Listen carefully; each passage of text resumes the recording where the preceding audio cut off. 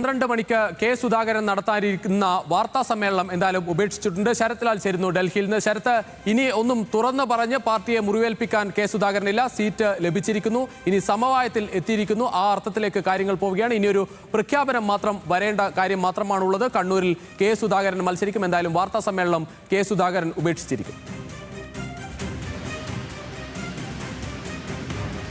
അതെ, വളരെ അല്പസമയം മുമ്പാണ് കണ്ണൂർ ഇത്തരമൊരു 301 അല്ലെങ്കിൽ ഈ ഡൽഹിയിൽ പത്രസമ്മേളനം നടത്താനുള്ള അദ്ദേഹത്തിൻ്റെ സ്വന്തം വസതിയിൽ ഫ്ലാറ്റ് നമ്പർ 301 പത്രസമ്മേളനം നടത്താനുള്ള ഒരു നീക്കം അദ്ദേഹം ഉപേക്ഷിച്ചിരിക്കുന്നത്.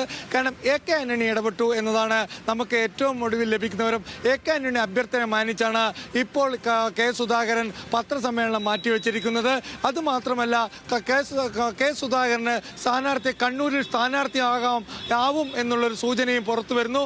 ഇക്കാര്യത്തിലൊക്കെ കാരണം കേരളത്തിൽ കെ സുധാകരനെ പോലെ വലിയൊരു നേതാവാണ് അദ്ദേഹം. കണ്ണൂരിലെ കോൺഗ്രസ്സുകാർ വേണ്ടി പോരാടിയ പോരാളിയാണ്. തുടങ്ങിയ കാര്യങ്ങളൊക്കെ തന്നെ ഹൈക്കമാൻഡിന്റെ ഒരു പ്രത്യേക ദൂതനെ തന്നെ AK ആന്റണി വിളിച്ചു എന്നാണ് ഇപ്പോൾ ഏറ്റവും ഒടുവിൽ പറയുന്ന കാര്യം. ഏതായാലും AK ആന്റണി ഇടപെട്ടോട് കൂടിയിട്ട് ഈ പത്രസമ്മേളനം മാറ്റിവെച്ചിരിക്കുകയാണ് 12 മണിയുടേത്.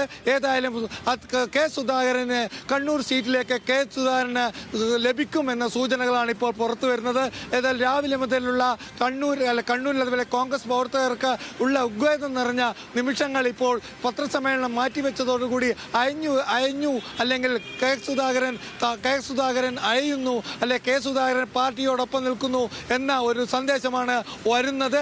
ഇതിന് പിന്നിൽ AK ആന്റണിയാണ് ഇടപെട്ടിരിക്കുന്നത് എന്നാണ് സുധാകരനോട് അടുപ്പമുള്ള വൃത്തങ്ങൾ വ്യക്തമാക്കിയത്. 2 തവണ AK ആന്റണി ടെലിഫോണിലെ സുധാകരനുമായി സംസാരിച്ചു. അദ്ദേഹത്തിന്റെ മകന്റെ ഫോണിൽ വിളിച്ചാണ് സംസാരിച്ചിരുന്നത്. 10:20 സംസാരിച്ചു. മകന്റെ ഫോണിൽ വിളിച്ച് സുധാകരനുമായി സംസാരിക്കുകയായിരുന്നു.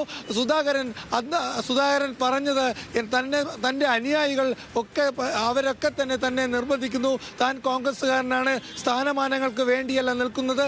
ഇത്തരത്തിലുള്ള കാര്യങ്ങൾ AK ആന്റണിയോട് സംസാരിച്ചു.